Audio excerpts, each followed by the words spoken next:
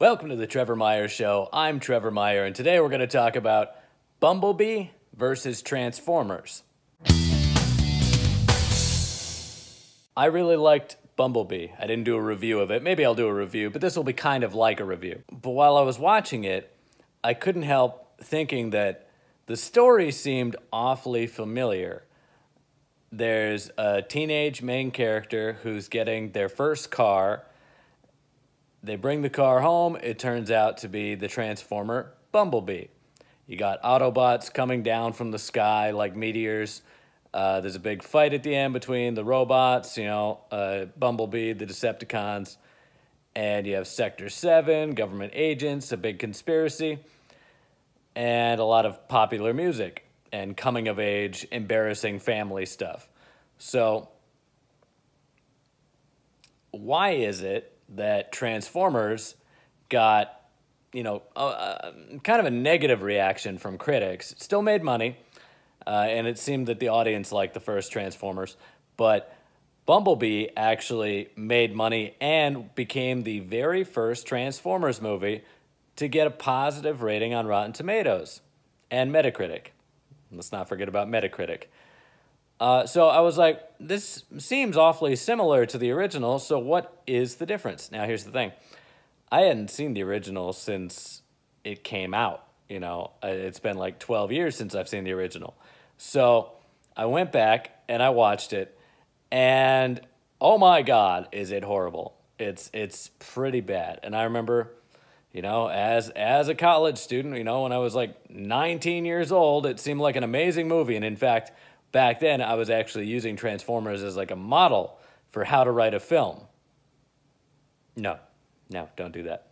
And Bumblebee did not make as much money as Transformers, but it was also cheaper to make. So I'm not sure how you would gauge the success of that. I'm sure that, Paramount wants it to make more money, but... So the most important thing, though, is that Transformers is very juvenile. While Bumblebee, I will admit, has a lot of sort of cringy young adult themes. It's very much directed toward teenagers. I'd say more like 18, though. I'd say Transformers, or Bumblebee, is probably in the target market for 18-year-olds. Transformers feels like it's directed toward 10-year-olds. It's not really what it's like to be a teenager. It's what a 10-year-old thinks that being a teenager is going to be like. It's like all these fantasies about what high school is going to be like.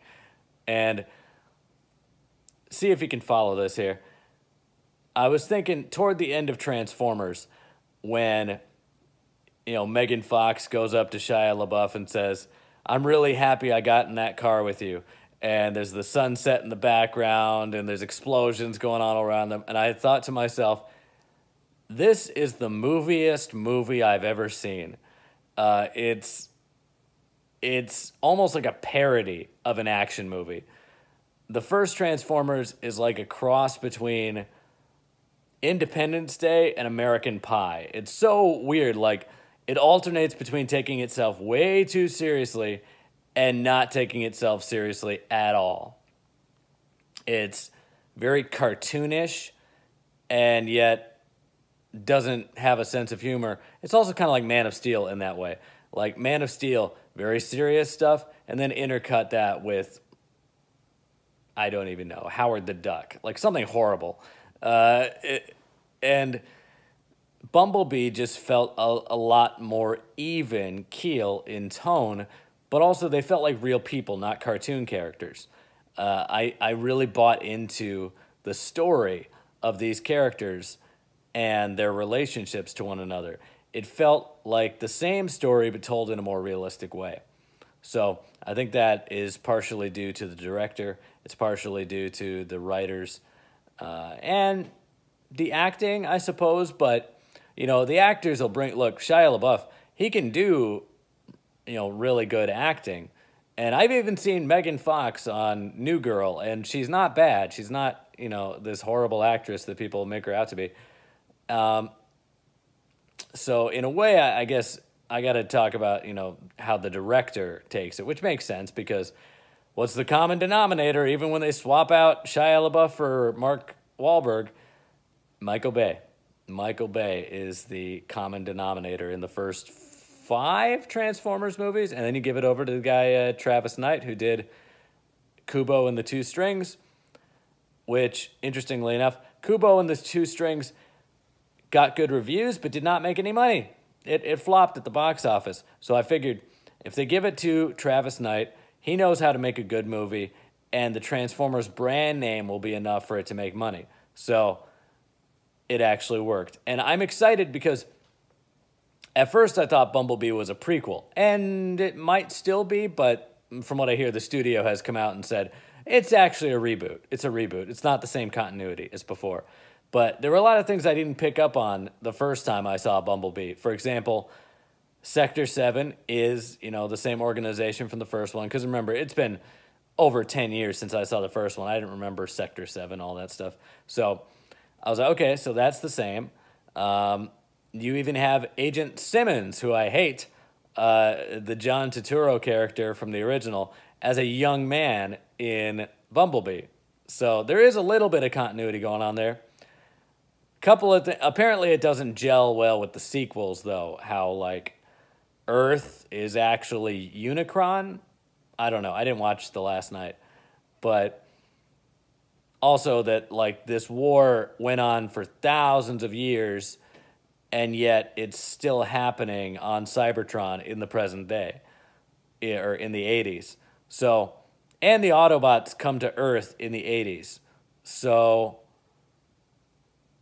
in order for this to work continuity-wise, again, just with the first one, because I don't remember the sequels, apparently there would have to be a war on Cybertron thousands of years ago.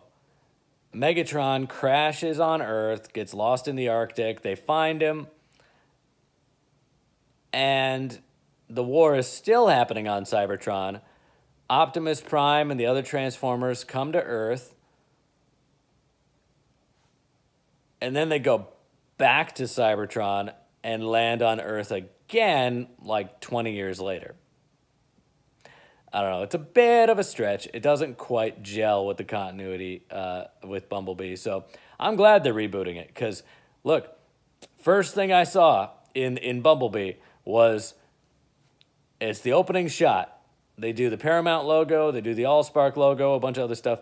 And then, boom, first shot is the war on Cybertron with the title card Cybertron. And I'm like, oh my God, finally we get some Cybertron action. And I saw Transformers that I actually recognized from when I was a kid. I was like, oh my God, they actually look like the toys. Not like I was a big Transformers fan, but I'm like, hey, I recognize that guy. I've seen him. Never got that feeling with the original Transformers. The biggest difference in the design of the Transformers going from Bumblebee to Transformers or vice versa is that in Bumblebee, the Transformers look like they're made of blocks. They're blocky like the toys. In Transformers, the Transformers are all made of knives. They're very sharp. Why is everything so sharp? When the Allspark turns, like an iPhone or something, or, was it an iPhone? Some other kind of phone, into a Transformer, all of a sudden it's got all these, sharp little razor blades on it. It's like, why are all these Transformers made of knives? This is so dangerous. So I like the blocky look better, and Optimus Prime look better in Bumblebee, too. So I'm excited to see where else they're going with these Bumblebee movies. Again, this is a little bit outdated because Bumblebee came out months ago, but it just recently came out on home video, and I only recently got a chance to do this double feature back-to-back where I watch Transformers first, and then I go to Bumblebee. The other thing that's different is that they got rid of the military subplot. So you talk about runtime. Transformers, all the Transformers movies, the first 5, were way too long. Way too long. We got to be honest about what we're watching here. All right? This is not like The Dark Knight Rises, where it's this big epic movie with strong characters and a whole city you have to track. This is a movie about cars that transform into robots and smash the crap out of each other. So I'm not saying that can't be good, but Jesus, like, we don't need a 2 hour and 45-minute movie about robots fighting each other, okay? Just keep it under 2 hours, and just Bumblebee was able to do that. And it was one of my favorite things about it. It's like, look, don't overstay your welcome. Just, this is a fun action movie. Don't turn it into this big, drawn out, epic, the way that, the Pirates of the Caribbean movies, for example, did not need to be, 2.5 to 3 hours long. All right. These are adventure movies. Just lighten up a little bit, have some fun.